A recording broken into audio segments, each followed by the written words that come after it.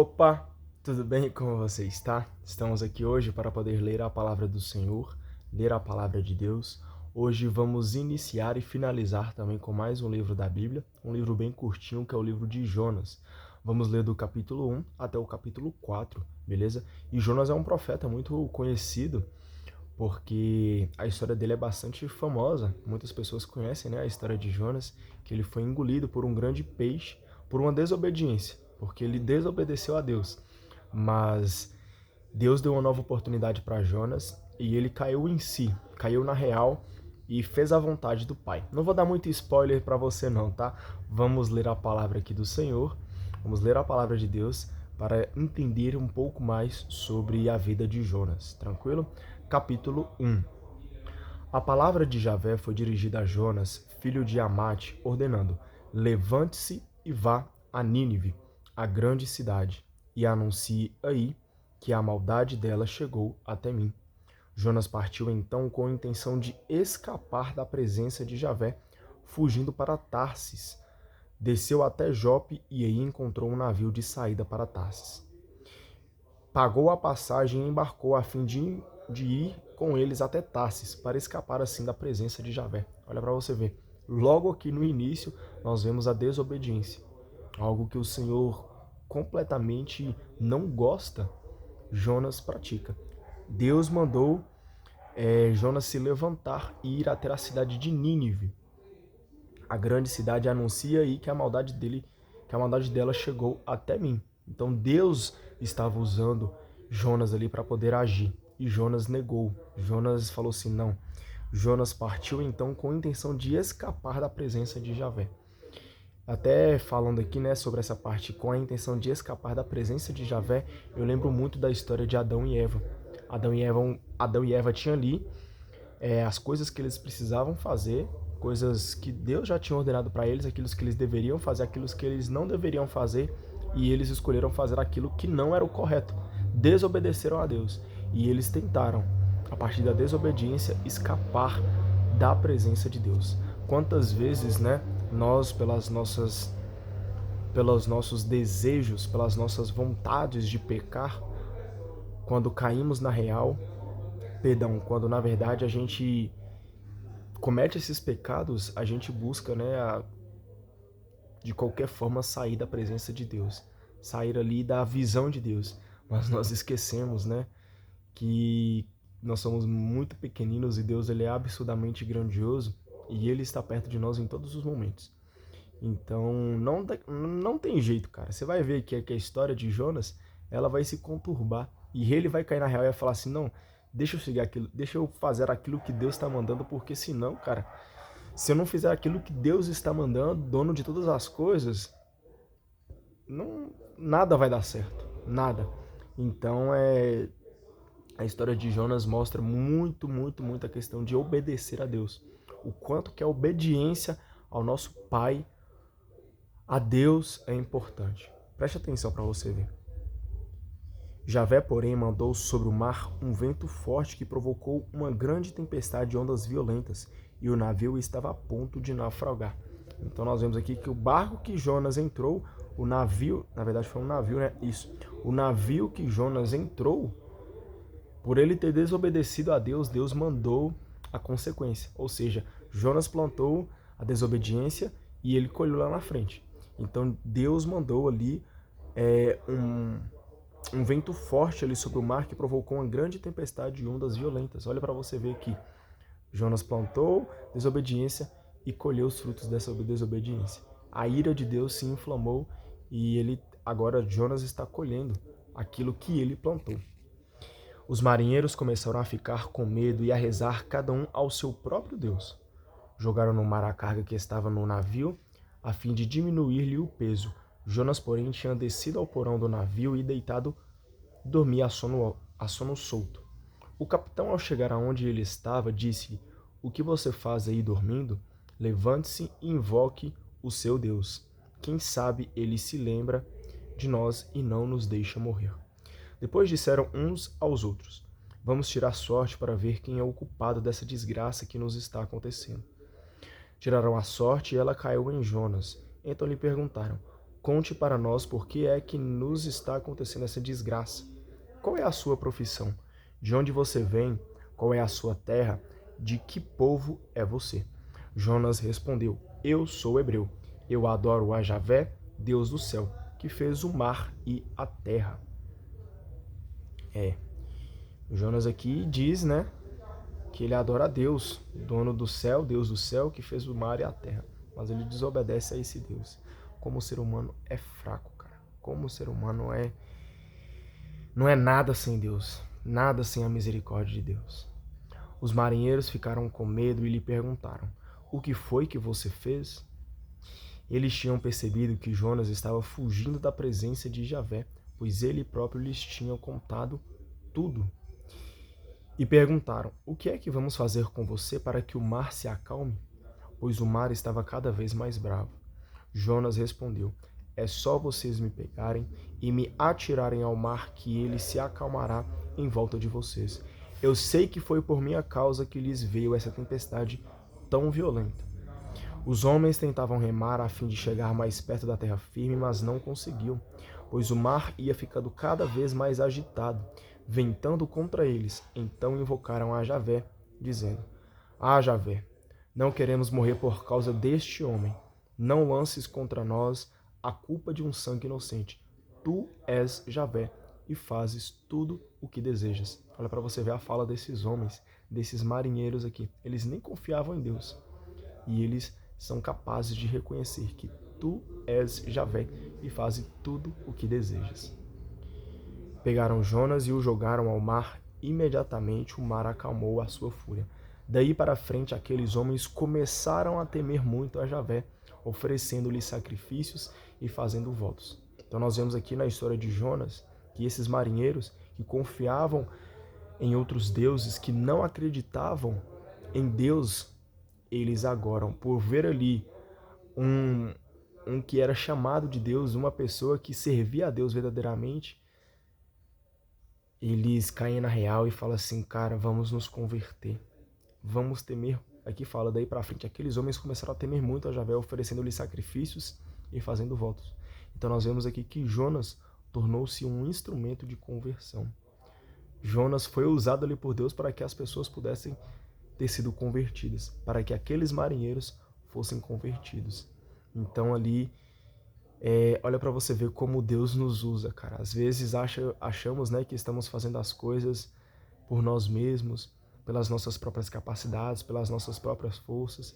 Como estamos enganados, né?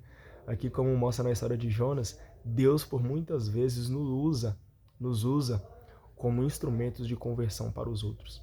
Então é por isso a importância de estar ligado intimamente com o Senhor, pedindo para que Ele possa guiar os seus passos, para que aquilo que você fizer, aquilo que você falar, seja segundo a vontade de Deus. E que a gente possa servir de instrumentos para a conversão. Porque a conversão não vem de nós mesmos. Nós não somos exemplo nenhum. Porém, nós podemos ser usados por Deus. Deus, sim, Ele é perfeito. Deus, sim, pode nos usar como um instrumento para fazer aquilo que Ele quer. Então, crie a intimidade com Deus. Seja instrumento do Senhor, porque Deus pode te usar aqui nessa terra, para que assim as pessoas enxerguem que Deus nos ama acima de todas as coisas, que Deus ama os seus filhos. Amém? Capítulo 2. Javé enviou um peixe bem grande para que engolisse Jonas, e Jonas ficou no ventre do peixe 3 dias e 3 noites. E do ventre do peixe, Jonas dirigiu a Javé, seu Deus, a seguinte oração: Na minha angústia, invoquei a Javé, e ele me atendeu. Do fundo do abismo pedi tua ajuda, e ouviste a minha voz. Olha para você ver. No fundo do poço aqui, depois de ter sido engolido pelo peixe, um peixe gigantesco, Jonas caiu na real e falou assim: cara, eu preciso voltar a conversar com Deus. Eu preciso, de fato, fazer a vontade de Deus, porque eu desobedeci a Ele. Fui para uma cidade, fui para o outro lado, e Ele queria que eu fosse para Nínive, e eu não fui para Nínive, né? Então nós vemos aqui que no fundo ali do abismo, na angústia, ele invocou o nome de Deus, e Deus o atendeu. Olha para você ver. Jogaste-me nas profundezas, no coração do mar, e a torrente me envolveu. passaram sobre mim as tuas ondas e vagas.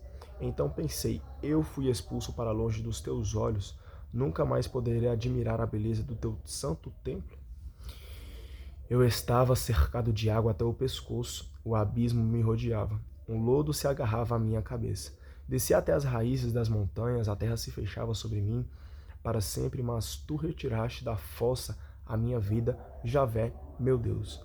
Quando minhas forças se acabavam, eu me lembrei de Javé, e minha oração pôde chegar a ti no teu santo templo. Quem segue os ídolos abandona o amor de Javé.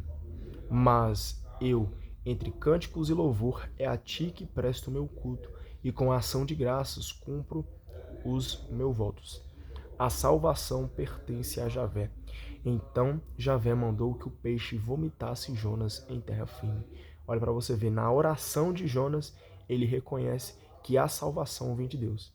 Jonas ali no ventre do peixe, passando ali por um apuro gigantesco, ele reconhece que a salvação vem de Deus. A salvação do perigo, a salvação desse mundo, a salvação das coisas erradas, a salvação pertence a Deus. Por isso, nos convertemos verdadeiramente. Se estamos indo para o caminho errado, se converta e volte a viver a vontade de Deus, porque a salvação pertence a Ele. Não é nas coisas do mundo que nós iremos ser salvos, mas sim pela misericórdia de Deus. A salvação pertence unicamente a Ele. Então, ame a Deus sobre todas as coisas, tá? E assim, cara, nós seremos salvos. Nós iremos morar junto com Deus no céu. Olha que maravilha, olha que perfeição. E Deus, ele é tão poderoso, Deus, ele é tão maravilhoso que ele usa aqui todas as suas obras para fazer a vontade dele. Então Javé mandou que o peixe vomitasse Jonas em terra firme. Então Deus mandou para o peixe vomitar Jonas ali em terra firme. Deus ordenou para o peixe. Olha para você ver como todas as criaturas servem ao Senhor. Por que não nós também não devemos servir a Ele? Por que não deixar que Ele faça a vontade dEle sobre as nossas vidas? Se Ele é capaz de mandar num peixe, Ele também é capaz de mandar na sua vida. Então, deixe ser mandado por Senhor. Pare de viver as suas necessidades e comece a viver as vontades de Deus, porque as vontades de Deus são extremamente maravilhosas. Amém? Capítulo 3. A palavra de Javé foi dirigida a Jonas pela segunda vez, ordenando. Olha para você ver Jonas tendo a oportunidade de falar com Deus de novo. Deus, mais uma vez, cutucando o coração de Jonas. Levante-se e vá a Nínive, a grande cidade, e anuncie-lhe o que vou dizer a você.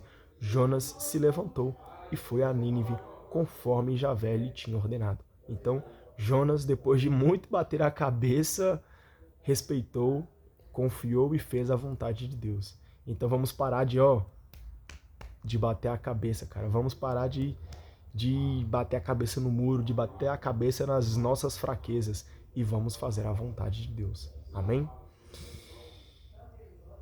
Nínive era uma cidade fabulosamente grande, tinha o comprimento de uma caminhada de 3 dias. Jonas entrou na cidade e começou a percorrê-la caminhando um dia inteiro. Ele dizia, dentro de 40 dias, Nínive será destruída. Os moradores de Nínive começaram a acreditar em Deus e marcaram um dia de penitência, vestindo-se todos de pano de saco, desde os maiores até os menores. O fato chegou também ao conhecimento do rei de Nínive. Ele se levantou do trono, tirou o manto, vestiu um pano de saco e sentou-se em cima da cinza. Mandou também publicar e anunciar aos ninivitas um decreto do rei e de seus ministros, nestes termos: homens, animais, gado e ovelhas não poderão comer nada, nem pastar, nem beber água. Deverão vestir pano de saco tanto homens como animais e todos clamarão a Deus com toda a força. Cada um deverá converter-se de sua má conduta e deixar de lado toda espécie de ações. Cada um deverá Cada um deverá converter-se de sua má conduta e deixar de lado toda espécie de ações violentas. Quem sabe assim Deus volte atrás, fique com pena, apague o ardor de sua ira e a gente consiga escapar. Palavra de Deus, né? Converta-se, converta-se. Quem sabe assim, se arrependermos verdadeiramente, Deus olhe para cada um de nós, porque é Ele quem dá a salvação e fala assim, esse sim merece ser salvo. Então converta-se enquanto é tempo. Tem mais um versículo aqui. Deus viu o que eles fizeram e como se converteram de sua má conduta, então desistiu do mal que os tinha ameaçado e não o executou. Então olha para você ver. Deus salvou aqueles que se arrependeram verdadeiramente, daqueles que se converteram de sua má conduta. Se eles podem, nós também podemos. Então converta-se porque Deus ele quer te salvar. Capítulo 4, agora sim.